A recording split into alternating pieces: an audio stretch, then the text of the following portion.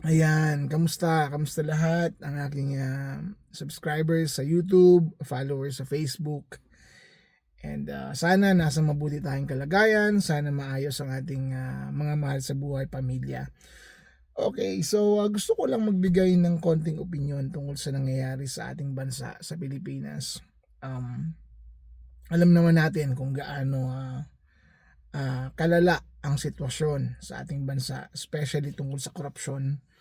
And normal na pinakauna nating mararamdaman ay yung galit at inis doon sa mga taong involved, sa mga taong connected, especially sa mga politiko, mga congressman, senador, and mga contractor, DPWH employees.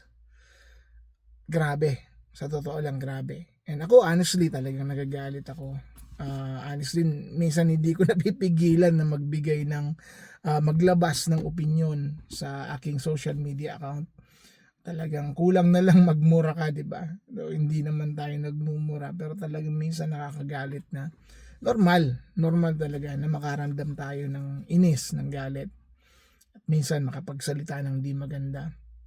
And yun nga, iba-iba pa yung mababasa mo sa social media, di mo na minsan malaman kung ano yung totoo. Kung hindi ka marunong tumingin, hindi ka marunong mag-balance ng mga nababasa at napapanood mo, minsan malilito ka na. Warning lang, syempre, ang daming trolls sa Facebook, ang daming trolls sa TikTok, sa mga social media accounts, sa YouTube, ang daming trolls. Ibig sabihin, ito yung mga bayad na mga vloggers, mga influencers, bayad makikita mo kasi yung mga post nila, pabor talaga kung kanino, pabor sa ganitong tao, pabor sa administrasyon. So ang point ko guys, sabi ko nga, ako nagagalit din. Pero alam nyo, yung pinakaugat ng nangyayari sa Pilipinas ay hindi lang dahil sa pera, hindi lang dahil sa korupsyon. Tinatry ko kasing intindihin bakit, 'di ba? Bakit kailangang mangurap? Bakit sila nangungurakot? Kung iisipin mo pa, gusto lang nilang yumaman. Pero actually, ang reality guys, hindi naman nila madadala sa hukay eh. Yung yaman na yan, yung pera na yan, hindi nila madadala sa hukay. Pero syempre, nakakasakit ng damdamin na makita na dahil sa ginagawa nila, ay may mga Pilipino, may mga kapwa Pilipino tayo na nagdurusa, namamatay pa, di ba, sa baha, namamatay sa gutom, yung edukasyon, walang pondo, makikita natin yung mga estudyante, di ba? I mean, yung hospital, walang pondo, kailangan mong pumila dun sa mga opisina ng mga congressman, ng mga politiko para lang mabigyan ka ng tulong, which is hindi na dapat, di ba? Dapat pag pumasok ka sa hospital, libre gamot, libre lahat, which is kaya naman ng gobyerno. Sa bilyon-bilyon na ninanakaw, kaya kung iisipin. Pero alam nyo guys, kung titignan natin sa mas malalim na tingin, spiritual, sa totoo lang, may connection sa spiritual na problema, ang problema ng Pilipinas. Wala eh, kapag ang isang tao ay nawala na ng takot sa Diyos, syempre, kaya na niyang gawin lahat. Di ba? Sabi nga, the fear of the Lord is the beginning of wisdom. Ang pagkatakot sa Diyos ay ang umpisa ng pagkakaroon ng wisdom. Ibig sabihin ng wisdom ay yung pagkakaalam doon sa tama at mali, 'di ba? Ibig sabihin, kikita mo yung sitwasyon na 'to, kung may wisdom ka na nanggagaling sa Lord, kung may wisdom ka na matino, may isip mo kung ano yung dapat gawin. Ito ay pera ng mga tao, hindi ko dapat nakawin. So, the fear of the Lord is the beginning of wisdom. Ibig sabihin, wala nang takot ang mga tao na to sa Diyos. Okay? Hindi na sila natatakot. Hindi na nila naiisip na kapag ginawa ko to mapupunta ako sa impyerno. Baka nga hindi na sila naniniwala sa impyerno, sa langit at impyerno. Yun ang number one. Number one, wala na silang takot sa Diyos. Dahil kung may takot ka, actually bata ka pa lang, kung may takot ka magnakaw eh. Nung bata kami, talagang ano yun, magmura, talagang napapagalitan kami ng mga magulang namin. Kaya takot ako magmura. Dahil ako, iniisip ko yung pagmumura ay kasalanan, yung pagnanakaw ay kasalanan, yung pakikipag-away ay mali, di ba? So tayo ay merong takot. Pero itong mga taong ito, number one na nawala sa kanila ay takot sa Diyos. Nawala na yung takot sa Diyos eh. Pero nagsisimba rin nagsisimba rin sila. Nagdo-donate pa nga sila di ba? Makikita natin, nagdo-donate pa ng mga naka-paper bag na pera, di ba? Hindi natin alam, baka mamaya malay-maleta. So, alam nyo, kapag nawala na yung takot sa Diyos talaga, yun yung pinaka-rason bakit ang isang tao ay hindi na natatakot na gumawa ng masama. Ang isang tao ay parang kahit anong gawin ko, wala na akong pakialam. Kasi okay lang, walang accountability. Di ba? Wala nang takot sa Diyos. So, may responsibility yung mga church na inaatinan ng mga taong ito. Itong mga gumagawa ng korupsyon, ng kasalanan sa gobyerno, kasalanan sa tao, kasalanan sa Diyos. May responsibilidad. Kaso lang, corrupt na Corrupt na pati church. Corrupt na. Ibig sabihin, wala na, nabayaran na, nasuhulan na. Yung iba, sumali sa politika, sila mismo na corrupt na. Noon, galit na galit sa korupsyon. Ngayon, biglang tahimik na nung nasali na sa gobyerno, 'di ba? Makikita natin. Actually, isa diyan sa mga congressman niya si Abante, 'di ba? Pastor. And yet kita natin kung paano siya magsalita, kita natin kung paano niya ipagtanggol yung mga kasamahan niyang politiko na actually kitang-kita ng ginagawang kalokohan, 'di ba, sa gobyerno. No.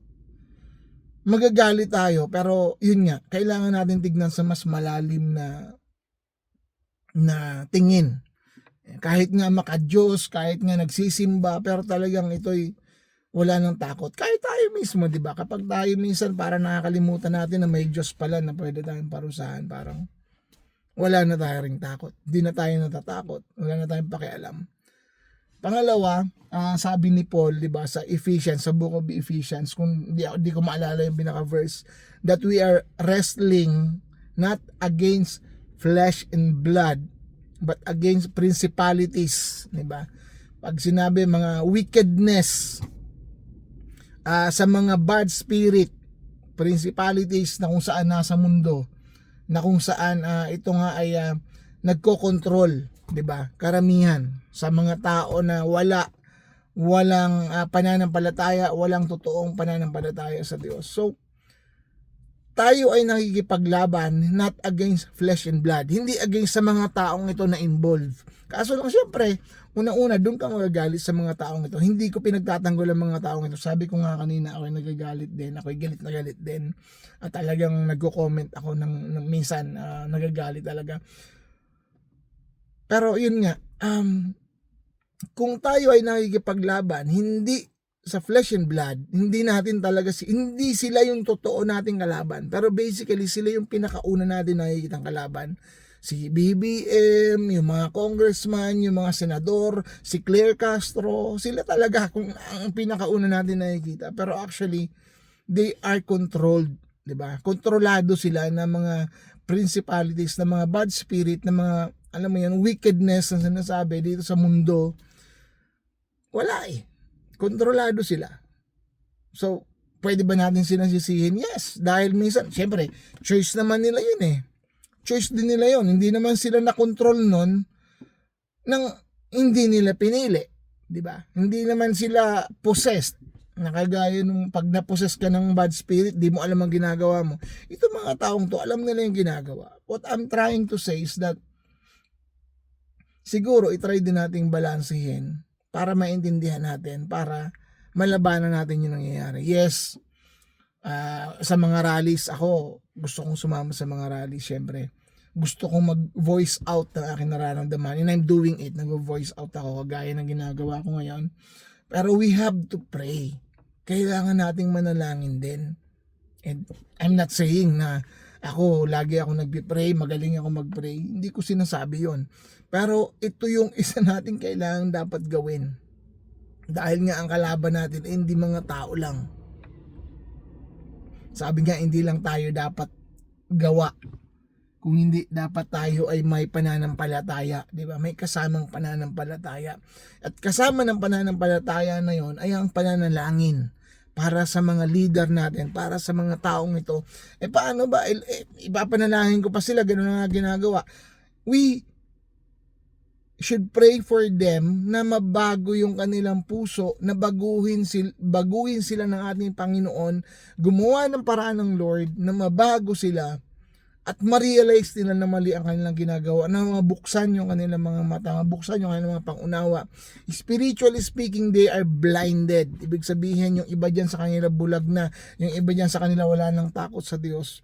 So, spiritual battle na to. Ibig sabihin, kinokontrol na sila ni Satanas. Yun yung realidad sa mga naniniwala, 'di ba? Kay Satan, naniniwala sa Diyos, naniniwala na may langit at lupa. 'Yun ang realidad. Kahit anong gawin natin, magmumura man tayo, magtatambling man tayo, 'di ba? Ano man ang gawin natin, but if we will not balance everything, hindi natin babalansihin that this is physical and spiritual battle, walang mangyayari. So kanina sabi ko guys, yun nga, yung fear of the Lord is the beginning of wisdom. Wala nang takot ang mga taong ito. Pangalawa, ang laban na to ay hindi lamang physical. Hindi lamang ito tayo magagalit sa tao tapos na doon. Hindi. Laban din ito na spiritual. Kung kayo ay nagsisimba, pag-pray ninyo. Kung kayo ay may mga time sa inyong mga personal na buhay na kayo ay nagpipray, ipanalangin ninyo, isama natin sa panalangin yung nangyayari sa ating gobyerno. Pero sabi ko nga, hindi na iiwasan na talagang tayo ay nakakaramdam ng galit, sama ng loob. Dahil hindi naman talaga kasi maganda, hindi patas yun nangyayari, hindi tama yun nangyayari. But again, like I said, ang laban na to ay hindi lamang physical kundi spiritual. Yun lang. And I'm praying, ako personally I'm praying na mag-raise up si Lord talaga ng mga politiko na totoong may takot sa Diyos, number one. Totoong may takot sa Diyos, totoong may pagmamahal sa bayan. Kasi, alam mo yon, nakakalungkot. Kasi meron naman mga Kristiyano, meron naman mga may takot sa Diyos at may pagmamahal sa bayan. Kaso lang, in the long run, nagko-compromise, di ba? Nagko-compromise na natatalo din sila mismo dahil syempre sa laki ng pera, sa laki ng impluwensya, alam mo yun, power, yung kapangyarihan, yung influence, yung money, nagko-compromise. At tingin ko hindi talaga madali. Kahit siguro tayo malagay doon sa kanilang mga posisyon, palagay ko hindi madali. Pero hindi, yun nga, let us pray. Pagtulungan natin na ipanalangin yung ating bansa, itong mga leader natin na to na talagang mabago. And once and for all ay ang Pilipinas ay umasenso na. Makalaya na sa korupsyon.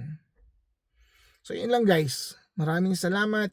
God bless you. God bless the Philippines. And kung hindi pa kayo nakasubscribe sa aking YouTube channel, please subscribe sa aking YouTube channel. God bless you at follow sa aking mga social media accounts sa Facebook.